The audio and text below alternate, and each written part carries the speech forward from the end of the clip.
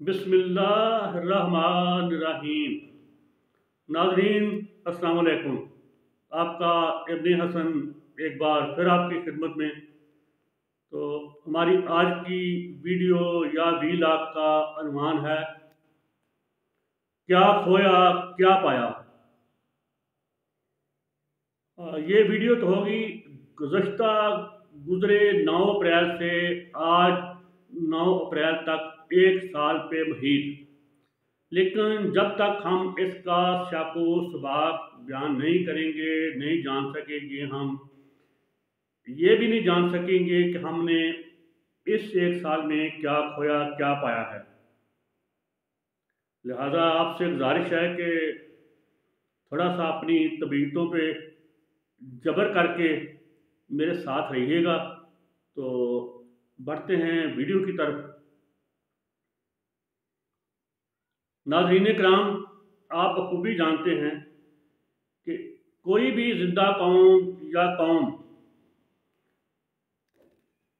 अपने हर गुजरे लम्हे का मुहासबा करते हैं। हर गुजरे माह, गुजरे साल, सदी का मुहासबा करते हैं, उन्होंने उसमें क्या खोया क्या पाया, और उसी की रोशनी में वो अपने मुस्तकबिल का लाहे अमल तरतीब देते हैं। तो नाज़रीन इकराम, यूँ तो इंसानी ज़िंदगी में एक एक लम्हा सदियों जैसा कीमती होता है, लेकिन ऐसा किसी कौम के लिए होता है, ना कि हजूम, भीड़ या इंसानी इज़्दिहाम के लिए।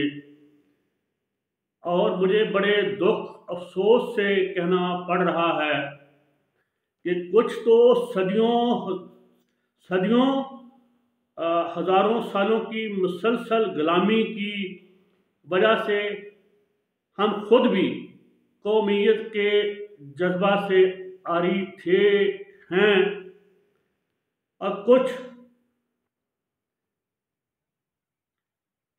75 साल से हम पर मुसल्लत अरबाबे इक़्तिदारो इख्तियार और नाम नहाद रहबरो रहनुमाओं ने अपनी ज़ाती अदना ख्वाहिशात और मफादात की खातर हमें मुख्तलिफ लसानी, फ़िरका वाराना, इलाकाई ग्रोहों में तकसीम किए रखा, जिसकी सदा 22 करोड़ गुलाम और धरती माँ आज तक भुगत रही है। इसकी दो बुनियादी वजूहात हैं। एक तो हम मुत्तहिदा कौम ना बन सके, खुद 22 करोड़ गुलाम, हमने कभी ये कोशिश ही न की कि हम एक मुत्तहिदा कौम बन सकें, कौमियत के जो है पैमाना उस पर पूरा उतर सकें। और इसके अलावा हमारे अरबाबे इक़्तिदारो इख्तियार ने भी ऐसा ना होने दिया। उसके साथ ही रहबरो रहनुमा हमारे जो थे, वो सब चोर उठाई की गिरा कट निकले। उन्होंने अपने ज़ाती ग्रोही अदना मफादात की आबयारी के लिए भी हमें एक कौम ना बनने दिया। उन्होंने वही तरीका 75-76 साल से इख्तियार किए रखा, तकसीम करो और हुकूमत करो या डिवाइड एंड रूल, जो इससे कबल सदियों हज़ारों सालों से बरे सगीर के अवाम पे आजमाया जाता रहा और आजमूदा नुस्खा कार था, और आज तक वही चल रहा है। हमारी बदकिस्मती है, हम जिसे मसीहा समझे, का वो कोई जज हो, जर्नैल हो, सियासतदान, ब्यूरोक्रेट, संतकार, सरमायादार, कलमकार यानी सहाफ़ी, या फिर दीन का ठेकेदार, सब के सब अपने ज़ाती ग्रोही मफादात और ख्वाहिशात के गुलाम साबित हुए। ये हमारी बदकिस्मती है। गुज़श्ता 76 साल में अगर कोई ईमानदार वफादार साबित हुआ तो वो सिर्फ ये धरती माँ है, जिसे हमने बेरहमी, संगदिली, बेदर्दी, बेगैरती से इसके वजूद के दो टुकड़े कर दिए 1971 में। लेकिन इसने फिर भी हमारे साथ बेवफाई ना की। ये फिर भी हमारे लिए धरती माँ ही साबित हुई। इसने हमेशा अपना दामन हमारे लिए कुशादा रखा और हमें बर्दाश्त किया।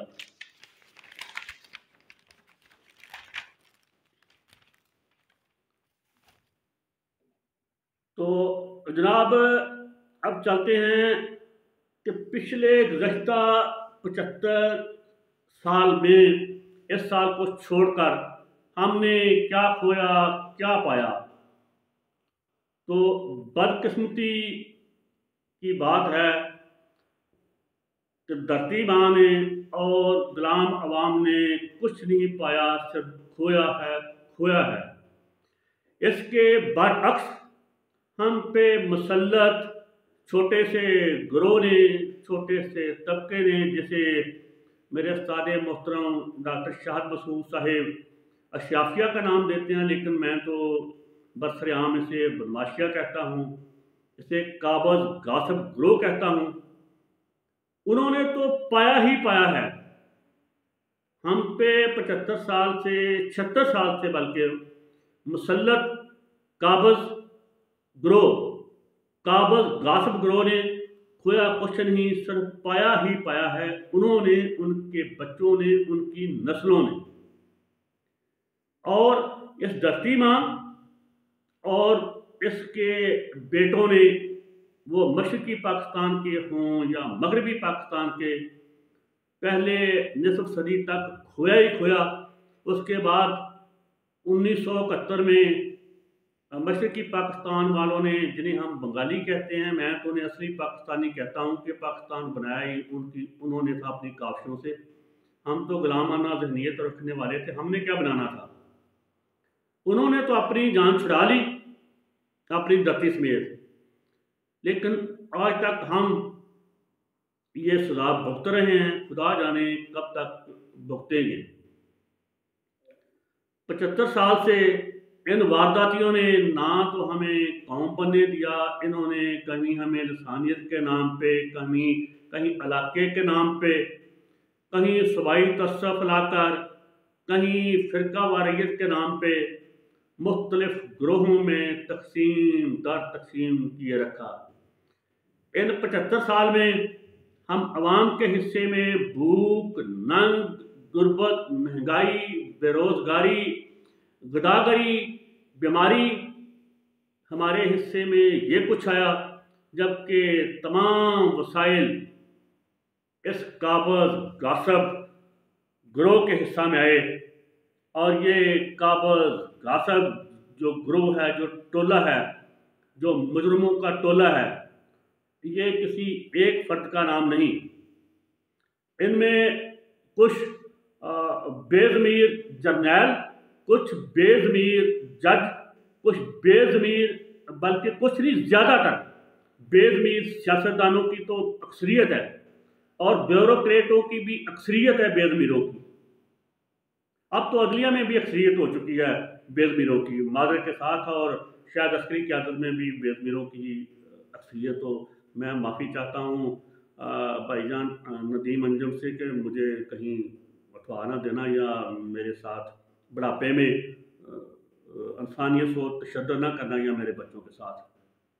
तो मैं हक बात करनी है, बेशक मुझे आप मरवा भी दें, जो मर्जी कर दें। अगर मैं सोशल मीडिया पे हूँ तो मैं अपना ईमान नहीं बेच सकता। मैं वो बात करूँगा जो मैं हक समझता हूँ, सच समझता हूँ। अगर मैं दूसरों को ठाई गिर, गिरा कट, झूठे कहता हूँ, तो वही अमल मैं खुद नहीं करूँगा। मैं जान तो दे सकता हूँ, लेकिन इस कौम के साथ खिलवाड़, दो नंबरी, हेरा फेरी नहीं करूँगा। ये मेरा अहद है खुदा से, अपने ज़मीर से भी, आपसे भी। तो आगे बढ़ते हैं जनाब। इन्होंने मिल मिलाकर जो मुजरमाना जहनीत के हामिल अफराद थे, तमाम अदारों ने एक अपनी बदमाशिया क्लब बना ली, जिसमें अब वो क्या है, सहाफ़ी भी शामिल हैं, कुछ वकील भी शामिल हैं, बाकी सनतकार बहुत सारे शामिल हैं, सरमायादार शामिल हैं। और इन्होंने आजकल एक नया कारोबार मिलके शुरू किया है इस बदमाशिया क्लब ने। उसका नाम है रियल एस्टेट का कारोबार। कहीं तो वो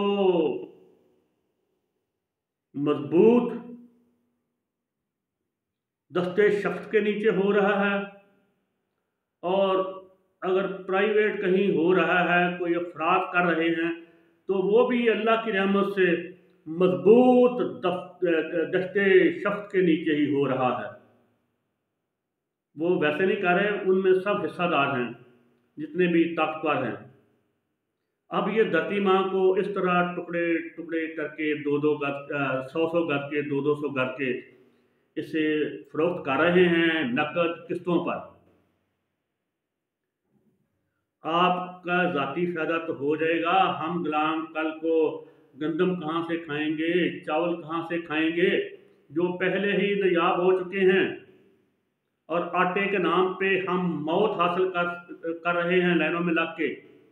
कुछ लाइनों में लग के हम शहीद हो रहे हैं, बाकी जो आटा हासिल कर लेते हैं वो उसे खाकर शहीद होते हैं। अगर मेरी बात का एतबार ना हो तो हज़रत जरदारी के बच्चे, हज़रत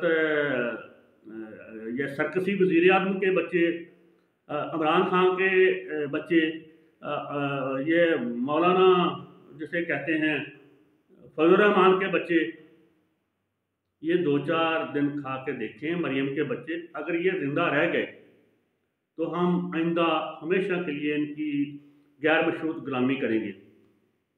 अगर ये 2-4 दिन यही आटा खा के इनके बच्चे ज़िंदा रह गए तो। मेरे दोस्तों, हम कब कौम बनेंगे? जब तक हम कौम नहीं बनेंगे, हम इसी तरह ज़लीलो ख्वार रहेंगे। बनी इसराइल की तरह हमारे साथ यही खिलवाड़ होता रहेगा। ये हम पे मुनहसर है। हम एक मजबूत कौम बनते हैं और इनसे अपने हकूक़ छीनते हैं, या इसी तरह इनसे अपने हकूक़ और आज़ादी की भीख मांगते रहेंगे। तो याद रखो, भीख में कुछ हासिल नहीं होता, वो देने वाले पर मुनहसर होता है। वो भाईजान सरकसी वज़ीर आज़म की तरह दमड़ी देता है या ढेला देता है। तो अगर अपनी मुकम्मल आज़ादी, मुकम्मल हकूक़ चाहिए, उसके लिए तो जद्दोजहद करनी पड़ेगी। ये बातों गुफ्तगू से निकल कर राह अमल अपनानी होगी। ये बातों से तो हासिल होने वाली नहीं। आज़ादी की जो देवी है ना, वो तो उससे हम आगोश होने के लिए बेशुमार जानी माली कुर्बानी देनी पड़ती है, तब वो खुद से हम आगोश होने देती है। ये इतनी सस्ती नहीं है कि सरे राह चलते चलते मिल जाए।